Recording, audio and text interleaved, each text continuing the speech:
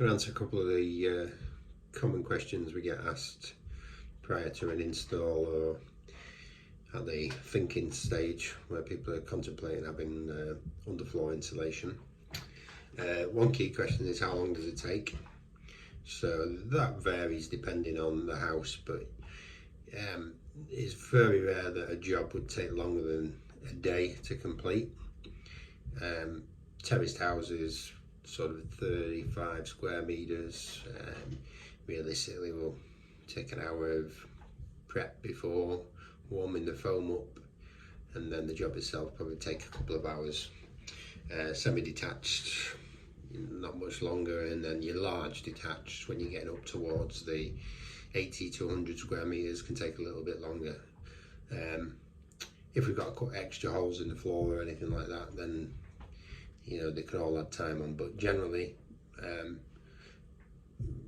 95% done within a day.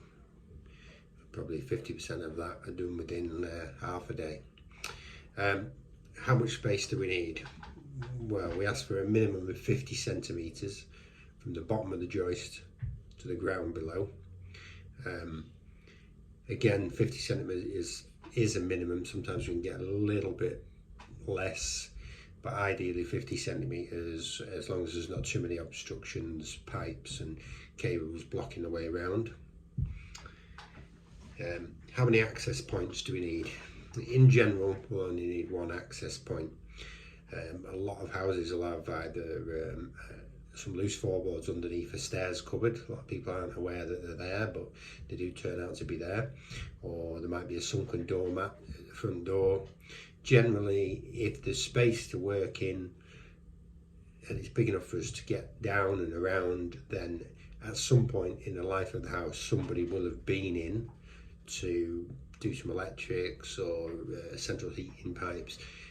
A bit of a telltale sign if you haven't got a hatch and there's just the odd floorboard that's loose close to a radiator, generally suggests that they've had that one floorboard lifted up so that a plumber could slide a pipe under.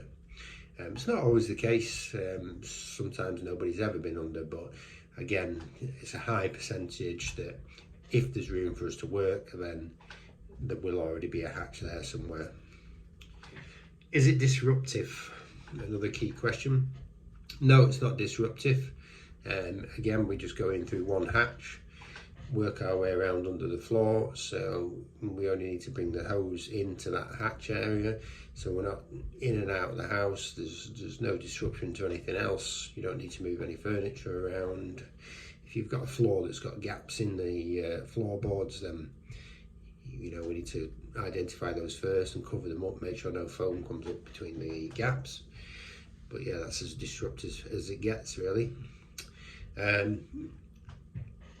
Other key question is, will it cause condensation? Does the floor still breathe? Yes, it does still breathe. We use a breathable foam that allows moisture vapor diffusion. I've done another video on breathability, so you can get more details on that there. What do we do with the air bricks? Another key question. The air bricks we leave free because we want the subfloor to ventilate, so we don't put any material up against the air bricks. Allow the floor to keep ventilated as it should do. What's the downside to spray foam? Well, I'd say the biggest downside is that you should be out of the property during and for 2 hours after. We do have a 2-hour reoccupancy period, so you can get back into the house pretty quickly. It is a water-blown foam, so nobody ever reports noticing any smells, but it's still ideal for you to be out of the house during and for 2 hours after. Open versus closed cell. A lot of people ask what's the difference. Closed cell is a hard foam, sets very hard, it's not generally breathable. Open cell is a soft, flexible foam, you can remove it easily and it's breathable.